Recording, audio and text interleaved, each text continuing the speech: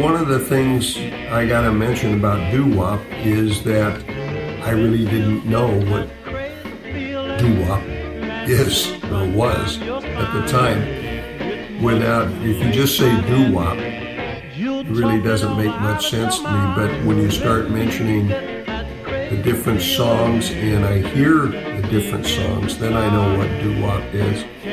And I had a mixed emotions about doo-wop in the sense that there wasn't much instrumental involvement with doo-wop, and consequently I didn't have a real favorable look toward doo-wop. So my answer to doo-wop is it was good, but yet it wasn't to me really good. Well, I'm 4 years younger than Grandpa, so I was more into the mindset of doo-wop. That's when I was 13, 14 years old. And in the 50s, most of the teenagers liked to listen to doo-wop. After school on weekends, the kids would gather at the local record store. They also sold musical instruments. As you walked into the store, huge RCA Victor Glasgow dogs sat outside to welcome you. Once inside, there were private rooms with glass windows where you could listen to 45 RPM records. And of course, most of the blaring was the 50s music. Of course, always you just listened to the hit side. When you were through, you either bought the record or gave it back. The price was about 35 cents to buy. Fun times. It was very special to have your own record player. I shall always listen to that era because that's when I grew up. And that was my introduction to the record player and music. So I really loved it, and I still love it to this day.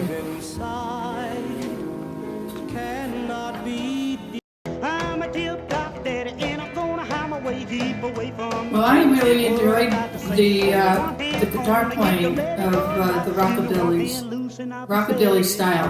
Jerry Lee Lewis, Great Ball of Fire, and Breathless, and Eddie Cochran, Summertime Blues are some of my favorites. And the best would be Roy Orbison.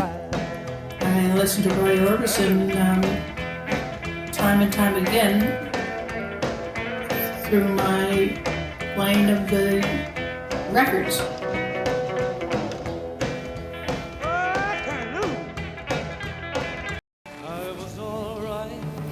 And in my working days, in Jack in the Box, we owned a Jack in the Box in Agoura, California, and Roy Orbison came in a couple of times and ordered a burger and sat in the lobby, and everyone just had to rush to the window to see what he looked like. And in those days, I had a tape that I'd take from location to location and listen to Roy Orbison on my daily rounds at the restaurants. And I loved everything he ever did. And that's the truth, I really did do that. I was 13 years old, and they had dances on Friday night at the school cafeteria.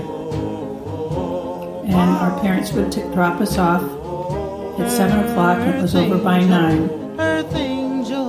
And I liked the Penguins version of Earth Angel because I could slow dance with a boy. And they'd come over and ask you to dance, and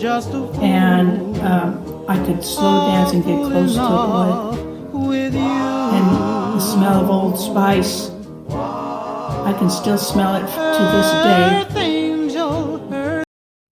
I think Johnny Cash, to me, was more of a country western singer, and I guess you could maybe throw it into the rockabilly genre, I don't know, but anyway, one thing, he had a unique voice. There was no, when he would come on, you knew it was A little Johnny shoe shine Cash. boy, he never That's gets for low sure. down, but he's got the dirtiest job in One town. of the things Bending that low at the people's feet on a windy I corner of kind a of dirty understood street. too was his Well, I asked him while he background shined my shoe, and him how'd he going to keep prison. getting the blues? He grinned as he raised his I used to little have hand, to popped his shoe be, shine or rag, not and had he to be, said, but I "Get a was a rhythm." salesman.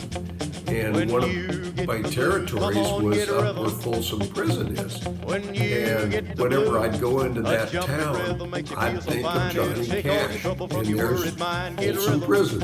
And that When reminded you me get the of Johnny blues. Cash. So that's how I remember Johnny Cash. He had a unique voice. He went to prison. And anytime I'd go to Folsom, I'd think of him. I really didn't know what to think of him at first. There was so much hype on the way he looked, with his longer, slick back hair, and the way he twisted his hips around. He was a big controversy with the adult population. We gathered around our television on Sunday night to watch the Ed Sullivan Show, and they introduced Ed Sullivan to the nation. And he got out there and played Hound Dog and Blue Suede Shoes for the two numbers that he played. And the adults seemed to not like him because he just gyrated around on the stage a little too much for them. They thought he was very risque. I liked his singing, and I got to know him better as I grew older, and I really appreciated him more in his latter years of singing.